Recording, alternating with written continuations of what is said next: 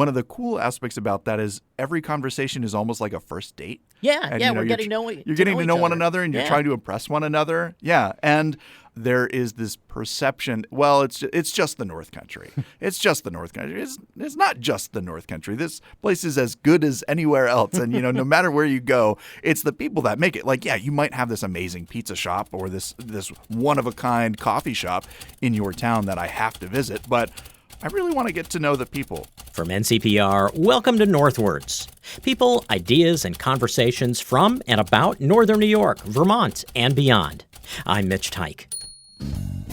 Support for the Northwards podcast comes from the J.C. Steiniger and M.E. McDonald Charitable Fund at Adirondack Foundation in support of the Adirondack Foundation, building stronger Adirondack communities. This is Northwards from NCPR. I'm Mitch Teich. We launched this podcast at the beginning of 2023. The idea then, and probably the idea now, was to have conversations with people that you ought to know, but you might not.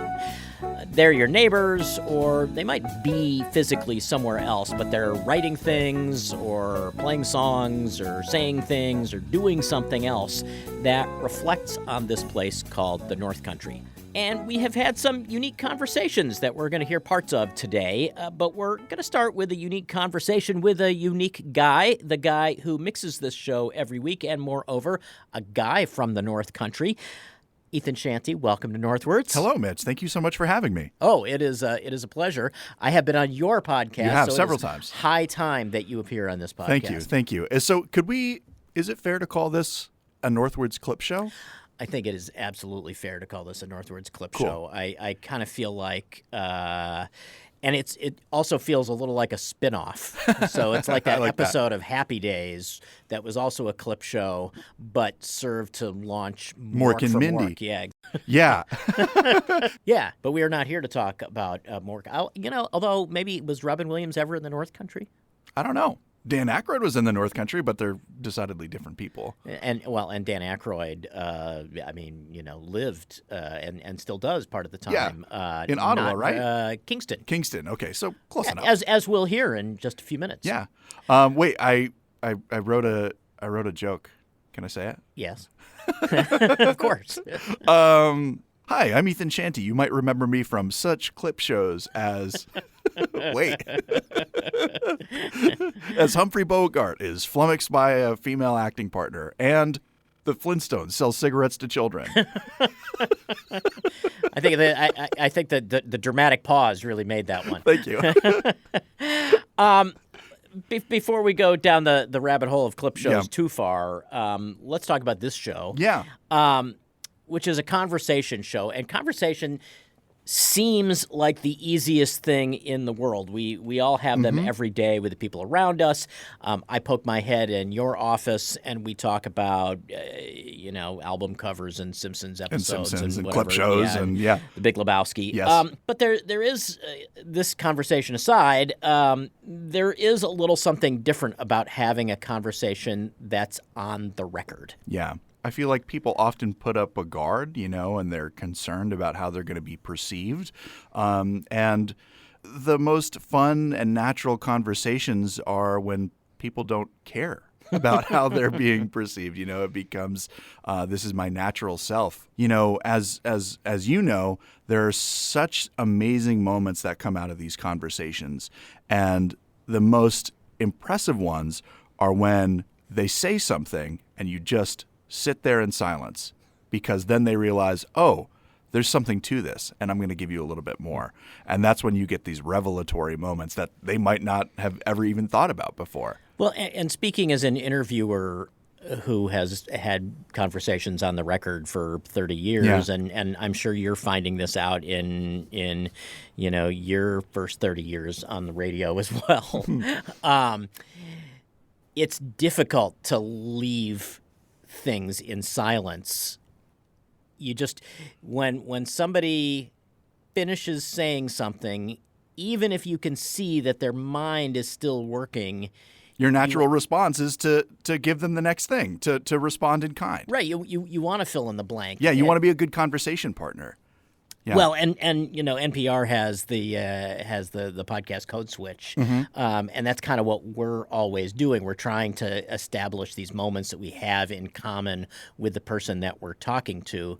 But yeah, you really do have to learn after a while to just let them keep talking and let them keep thinking, and sometimes it doesn't go anywhere, but but that's why we edit. Right. And I think the other thing that people don't necessarily think about when they listen to an interview show like this one, especially, is that with very few exceptions, these moments are, well, these conversations, I don't want to say the moments, but the conversations are edited, and I hope they're not thinking about that, because that means both of us have done our jobs right. And it's not obvious that they're edited. We don't take people out of context, obviously. For sure.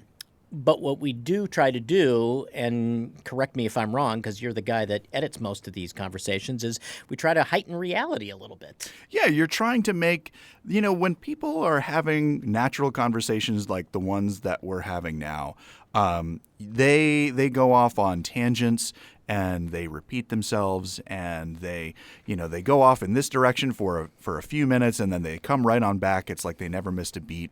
And that can be like, if you're not a person who is actively engaged in that conversation, if you're not talking with this author or this filmmaker or this writer or this person who has canoed the entire Hudson River, that's right, it might be difficult to follow that thread. So, like, one of the magical parts about radio and audio entertainment is that you can condense these conversations down into their strongest form. And I'm probably going to edit what I just said just now so I sound like I'm more intelligent than I really am.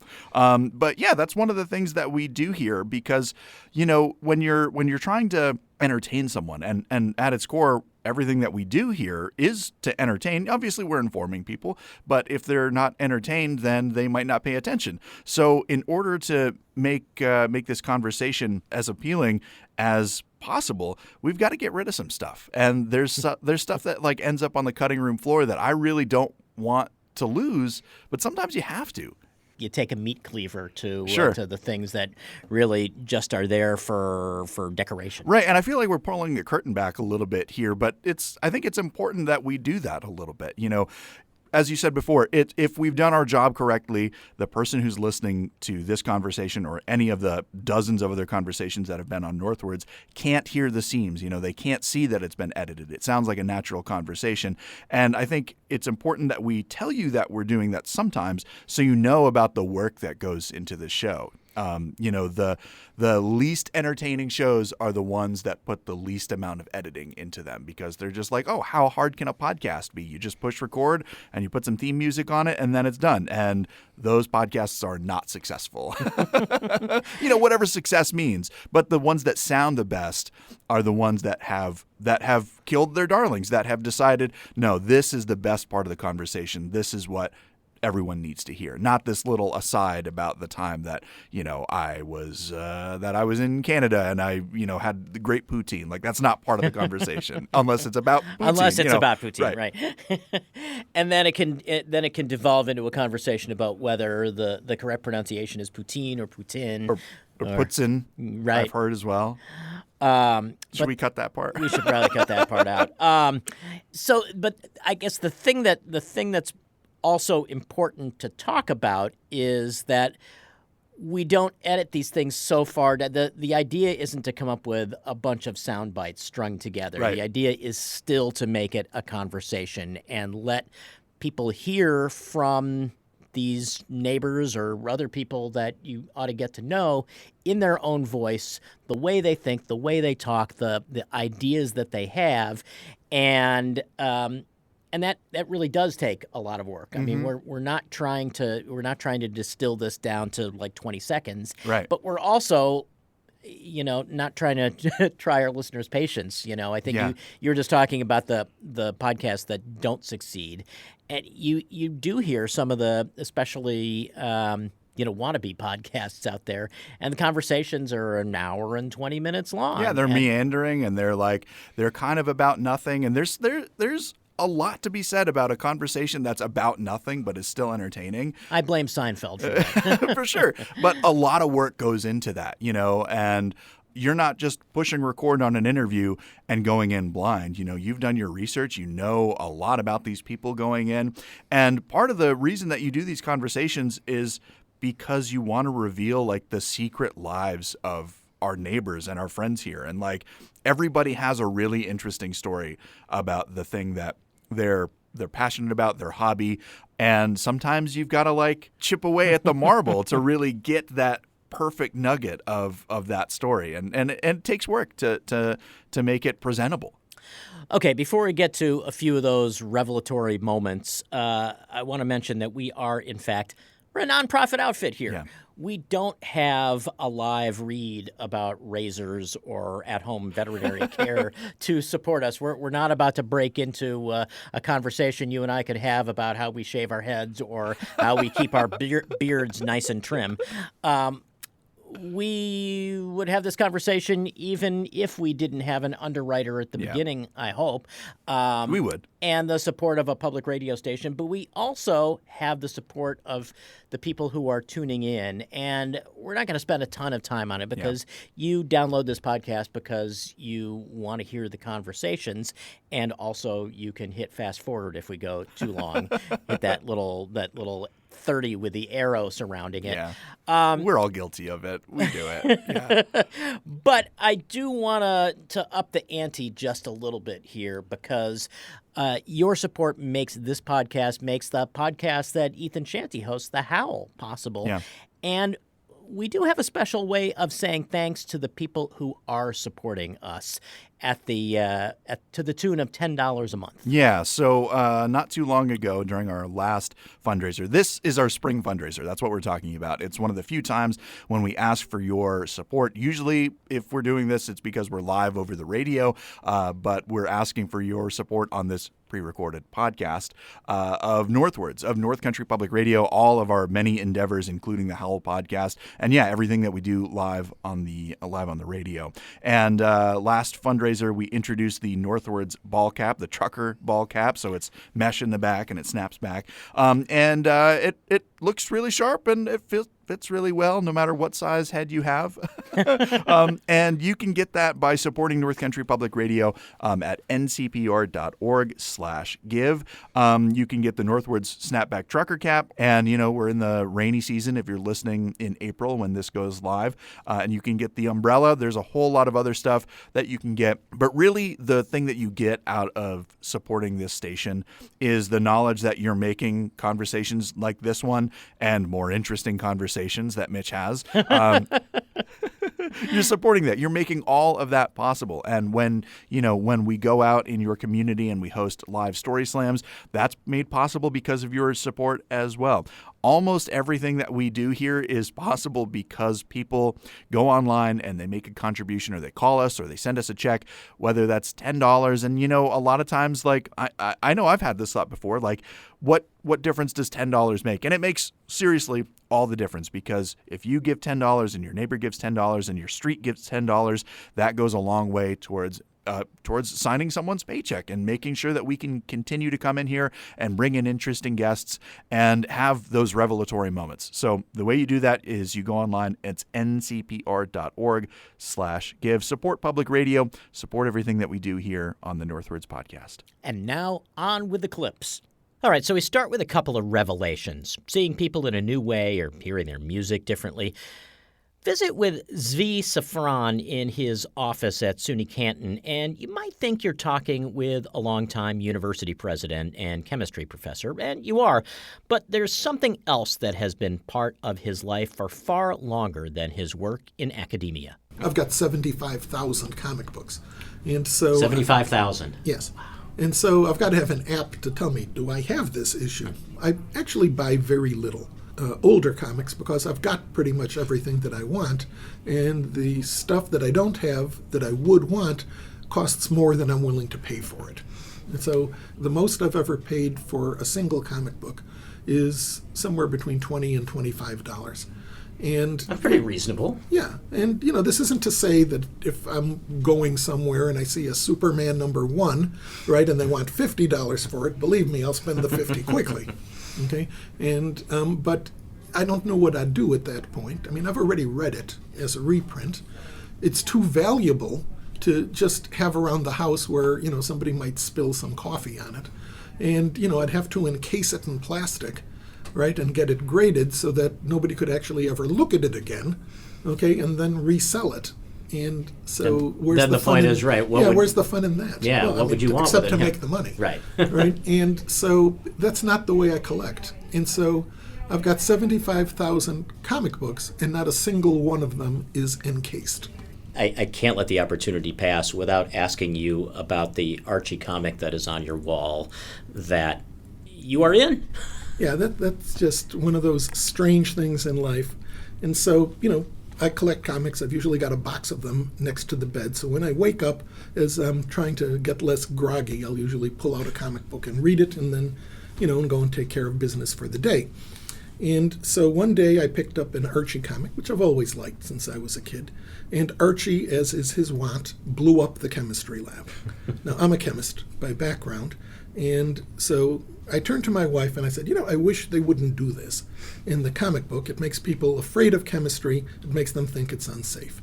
My wife looked at me and said, well, why are you telling me this? Why don't you call them and tell them what you just said? I said, I think I will. So I went to work, picked up the phone, called up the Archie comic book company, and said, let me speak to the managing editor, Vic Gorelick. And I knew his name because I'd seen it in the comic books. And so, oddly enough, they put me right through. And so I said, Vic, I'm a longtime reader, and I wish you'd stop having Archie blow up the chemistry lab. If you'd only adopt microscale chemistry, which I was doing research in, and teaching people how to use with two of my colleagues, this sort of thing wouldn't happen anymore. And so he said, well, that sounds interesting. Why don't you send us some information about it? Maybe there's a story in this. And soon after, a letter appeared, and I said, okay, here's the formal Get Lost. But I opened it up, and no, it had thumbnail sketches of the story, and it said, look it over, let us know if we need to correct anything, and if you and your college would like to be drawn into the story, send us some photographs. And so we sent in the stuff, and they produced a story, and it's in the comic book right here. We got lots of publicity, and every student at the college wanted an autographed copy of the thing. So we actually had to buy like 3 or 4 cases of these comics. So the Archie Comic Company did very well. That was a very good phone call. Zvi Safran, president of SUNY Canton and possessor of a collection of 75,000 comic books and collections of Viewmaster reels and jazz albums as well. Speaking of music, we've talked with a lot of musicians from the region on Northwards. We talk with them about their lives as musicians and the things that inspire them to write their songs, or in the case of Kingston singer-songwriter Julia Finnegan, what we might have thought inspired their songs. It feels a little like either a breakup album or a frustrated album in some ways. Yeah, it's funny to think about because it sounds strange, but I haven't really ever had a real, knock on wood, had a real true breakup like that before. And so really it was comprised of a lot of feelings where I was kind of admiring someone from afar, and that feeling of longing and yearning. And there is no closure in that sort of sense. So it is kind of a frustration, I guess.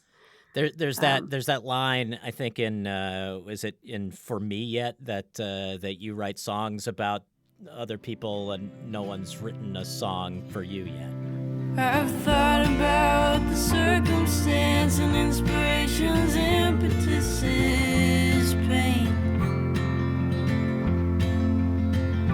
So I fill the space between these lines to reconcile the apathy I feign.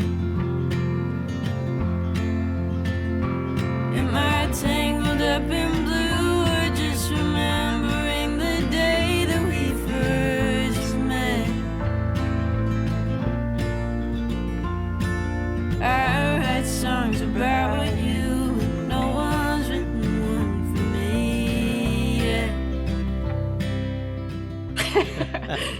Yeah, that's it's actually not true. So that's the funny thing. My dad wrote a few songs for me when I was little, but I just thought it was a funny lyric to put in because it's like I write all these songs about people they don't even know. So it's a weird. I wanted it to kind of sound like I was observing things from the outside looking in. And so that's kind of where the theme of being a wallflower is, kind of watching everything go by and you're not really immersed in it. So I guess, yeah, for me, it kind of encapsulates that, I think. Was it a happy coincidence that you use both Wallflower and Rolling Stone as metaphors, and they're also, of course, bands and musicians who have come before? Yeah, so I am a huge Bob Dylan fan, and I also really like Jacob Dylan. So I have listened to the Wallflower and the Rolling Stones. It's a funny way of writing about music and also my life, because those are pretty big parts of my life are those influences. And so I wanted to kind of turn the phrase and kind of liken it to things I'm listening to, but also things I'm going through. And I thought I let him win, and you said he wasn't worth giving in. Rolling Stone, listen to the wallflowers. Actions start, but your heart is louder. It reveals what you expect. You may forgive, but don't. Kingston singer-songwriter Julia Finnegan sharing the surprising backstory of some of her music. Carrie Woodcock was pretty surprised at where she ended up during the COVID-19 pandemic. The Ogdensburg mom, writer, health coach, and musician suddenly ended up in the unlikely but memorable role of elementary school music teacher. So it was in late August of 2020. I got a call from the superintendent at the local school district at Ogdensburg, and they said, "Would you be our elementary music teacher?" And I said, "What do you mean? Can I be the music teacher? You can't just be a music teacher. I am a self-taught musician. I went to school for psychology, and I've never taken one education class." And he said that they had lost their certified music teacher. They had tried to find one. They couldn't find one in the area, and they asked if the Board of Education could appoint me as a long-term substitute. So They did all this before they talked to you. well, they had had me in mind. They called me up, and I told him that I would do it, and he said I have to post the position one more time to make sure. So he went ahead and did that, and then I started on the following Tuesday, 5 days later. What did you say when he called you and asked if you would do this?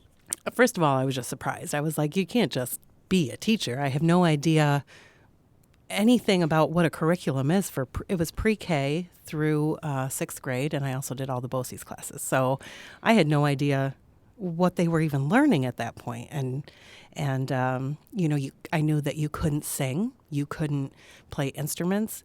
The students couldn't even come to my classroom at the beginning. I had to pile everything on a cart and go around to their classrooms. So it was in person anyway. It was in person. Okay. It was like hybrid. So Right. we did half and half. I had the students they did a rotational there. And then the way the schedule worked, because it was all a rotational, sometimes I didn't see kids for 4 weeks at a time because that was just the way that the schedule fell for them. So it did become challenging in that respect. Some of the kids I took a long time to get to know. So you couldn't sing, you couldn't play instruments of any kind? Not for the first few months. And then Because I guess people would be sharing things like drumsticks or shakers or whatever. after a few months, I was able to bring instruments, but I had to go through a cleansing process, and then they had to sit for 4 days before you could use them again. So basically, my risers in my classroom were covered in instruments all the time, and I would rotate the instruments as I cleaned them and then bring them to the next class. So you're kind of following instructions, but making that up as you go along. So What did you arrive at at least initially, for what you were going to do with these kids? Honestly, initially, I had a lot of moments of panic in the middle of the night, thinking, oh my God, do I have enough material for these kids? Because it's really easy to lose control of 30 kids if you don't have something to keep their attention. But initially, we just kind of plugged away at that. We did some song analysis. I played some songs and we went through like what song structure was, the meaning behind the song, maybe a little bit of history of why people wrote the songs, like trying to connect, I guess, to the emotional aspect of it. And that went on for, how long? The first 3 months were like that. And then we went for Christmas break. And I had dinner with one of my friends over Christmas break, and she said, Carrie, why are you not doing what you do best with these kids? And honestly, it had crossed my mind.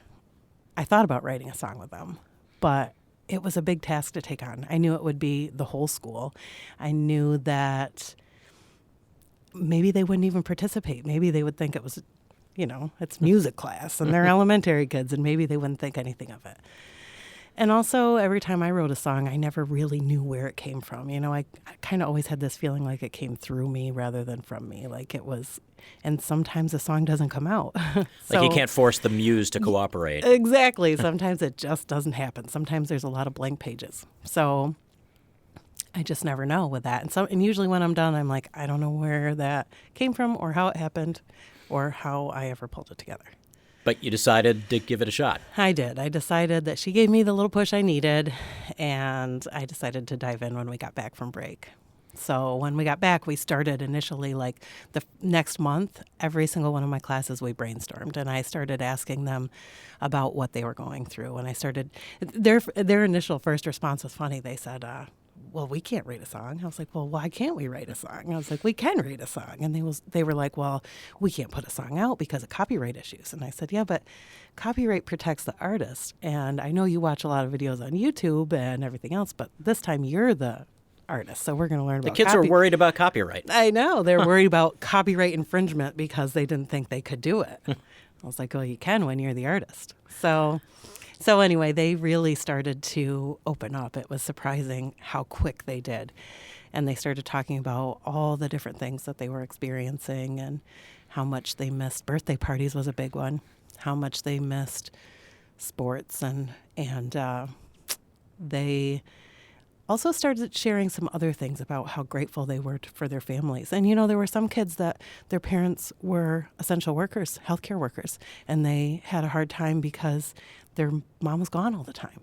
So there was a lot of ups and downs. There were good things and bad things. They talked about online learning. They talked about the good thing about being able to sleep in or go to class in your pajamas, or the bad part about it, and that it was once you got lost, it was really hard for them to figure out what was going on, and they didn't have as much for resources as they normally were used to. You went to school for psychology. It sounds like a little of that was coming through in the songwriting process. We did a lot of discussions about that, and there's one part in the song where we specifically talk about overcoming obstacles and how challenges make us stronger. Through all these changes, my blind days are the strangest. It's good to see you if only on a screen. See you soon in person, my back will be hurting from carrying the whole world round with me. There'll be a new day, we'll find a new way, and it won't be long, and we'll be singing a new song from a new stage, turning a new page when all the worry is gone. We will be arm in arm, we will see our family smiling again and really breathe, and when they're laughing with friends. and we talked about perseverance, and we talked about the ability to adapt, and they shared some really amazing things for little kids.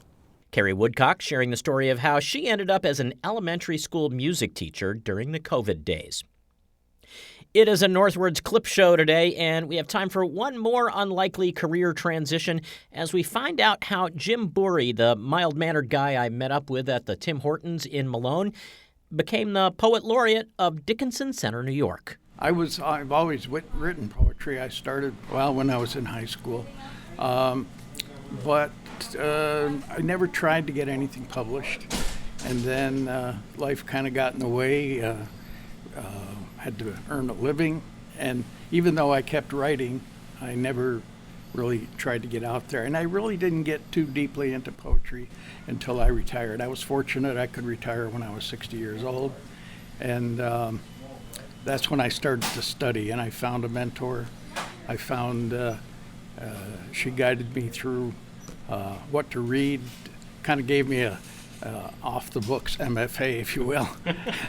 and There are worse things to get. yeah, and it worked out. And I went to a lot of workshops, did a lot of study, and it worked out. And then shortly after I retired, I had a chapbook published, and then a couple others came along after that. So 3 others, actually. Wow. What were the kinds of jobs that you worked over the years? Okay, well, I came out of the Air Force in 1968. I went to work for a bank. I was a banker. Stuck with that for a while. I didn't like doing collections, so I went into sales, and I was in industrial sales. I traveled. Actually, this was part of my territory at one time up here in North Country. And Where were you living at the time? At that time, we were living in Syracuse, New York. Yeah, but I was born in Malone. Oh, okay. Yeah, I'm from Malone. Which is how you ended up right here now. Okay. back here now, and my family originated in Line Mountain. Oh, okay. So, then I was I was part owner of a music store for a while. I became interested in car sales. I was a car salesman for a while, but then I went into the plumbing and heating and air conditioning wholesale business, and that's where I ended up for my last 20 years or so. Is there poetry in wholesale plumbing? Sure.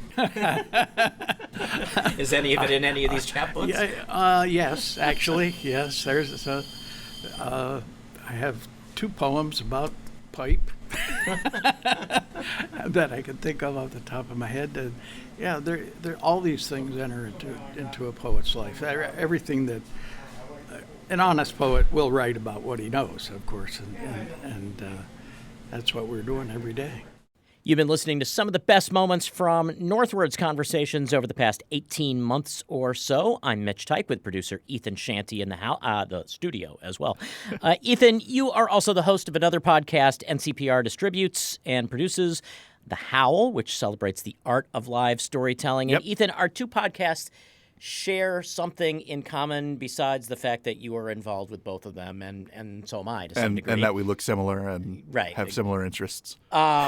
We both also do some personal reflecting to open the show, trying to connect with the stories that we're about to hear. Yeah. The most challenging thing for me in hosting the Howl podcast was deciding whether or not I wanted to be really intimate and personal and expose these moments of my life that that my family knows about, that some of my closest friends know about, but also bringing to life these stories that no one has ever heard. Talking about some of my family's financial troubles and realizing at an early age, the power of money and the lack thereof. Or, talking about my very first camping trip when my uncle assured me that if I ran out of my tent in the middle of the night, Bigfoot might kill and eat me. And, and running the gamut in between, there's funny stories and really heartbreaking stories, I think. And what I realized is that if I was going to present these stories that people have told live on stage in front of sometimes hundreds of audience members, then I needed to be as vulnerable as they were being. And so it's been a really interesting exercise. It's been, I hesitate to call it therapy because I pay for therapy and I get paid for this. But and that's why we signed up for BetterHelp. No, I'm just right. That's HELP. So it's made me a better storyteller, and I think it's made me a more compassionate and empathetic person by allowing myself myself to put these moments out into the world. And I've been doing that for a long time as a writer, as a person who writes poetry, but there's an ambiguity to poetry, where you can just say, "Oh, that's about something else." Why don't you poets just tell it like it is? Just say what you mean. And on the Howl podcast, yeah, I'm definitely saying what I mean, and it's been eye-opening for me. Yeah. Well, and I think the other thing that telling these stories does is establish that the people that are sharing them, you and I, and the people that we're speaking with, have something in common with our listeners. I mean, we're trying to connect the dots here, and I'm not this isn't a Hollywood podcast. This isn't, a celebrity talking to other celebrities. I'm Viggo Mortensen, and this is the Northwards podcast. Right, exactly. And there, of course, there is something to be said for those podcasts. Yeah. I mean, we all listen to them. But at the same time, that's not, there's no reason for us to do that podcast. Yeah. I think our place in the podcast sphere, the pod sphere, is sharing stories of the North Country, whether they're true stories told by North Country people on stage, such as the Howl, or they're stories that reflect on the North Country from, North Country or North Country adjacent people on Northwards. And I think the best thing that we can do is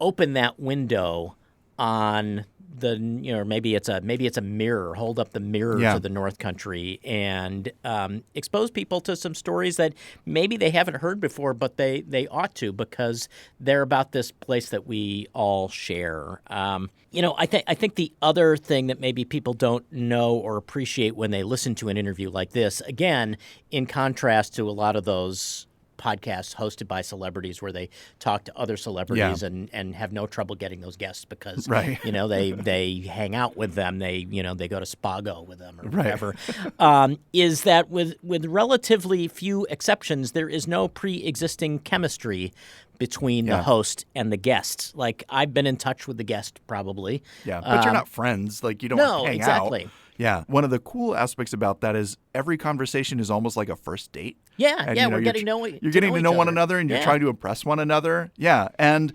one of the things that I love about the North Country is there is this perception. I heard this a lot in college. Well, it's just the North Country. It's just the North Country.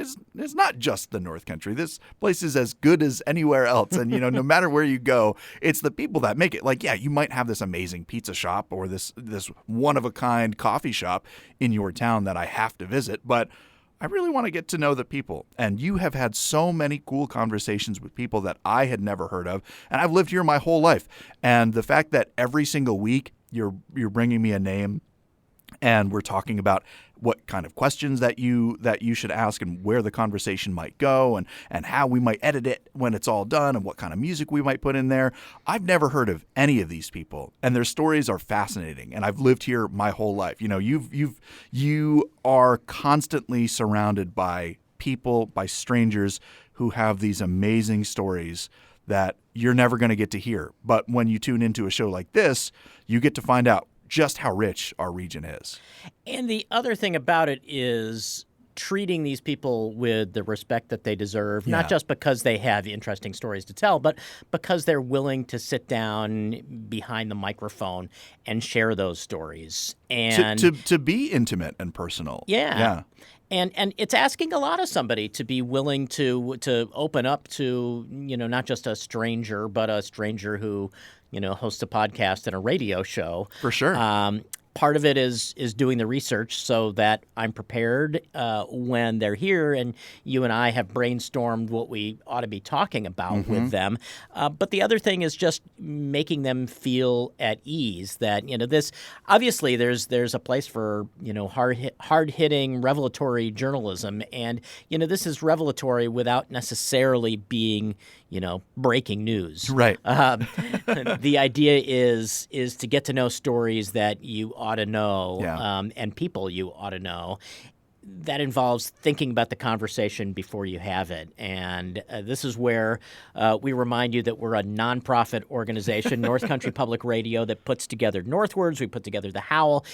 If you don't know us on the radio, you probably know us on the radio. But if you don't know us on the radio, we are North Country Public Radio. We have 34 transmitters and translators across northern New York and western Vermont. We reach into Ontario and Quebec. But we reach so many more people today than we ever have through podcasts, through our digital offerings. People stream us on smart speakers and on their phones and using our app and all of those things.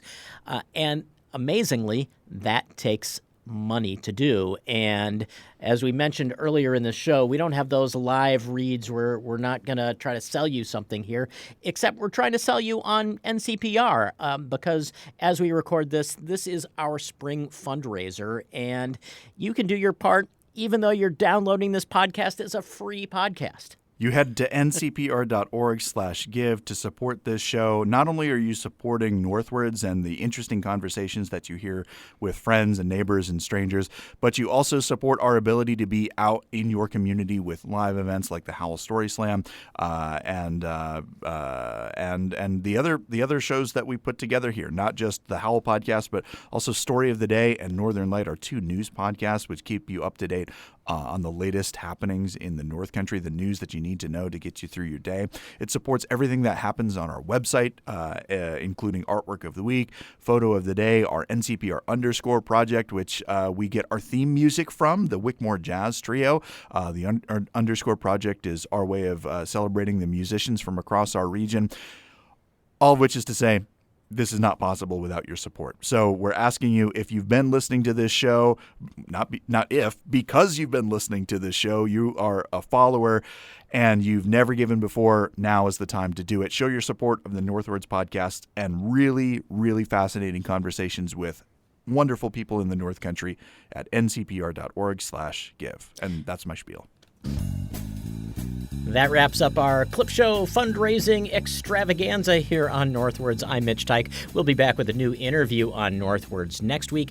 Thanks so much to Ethan Shanty for joining us to have a chat about what we do and also to bring you the closing credits.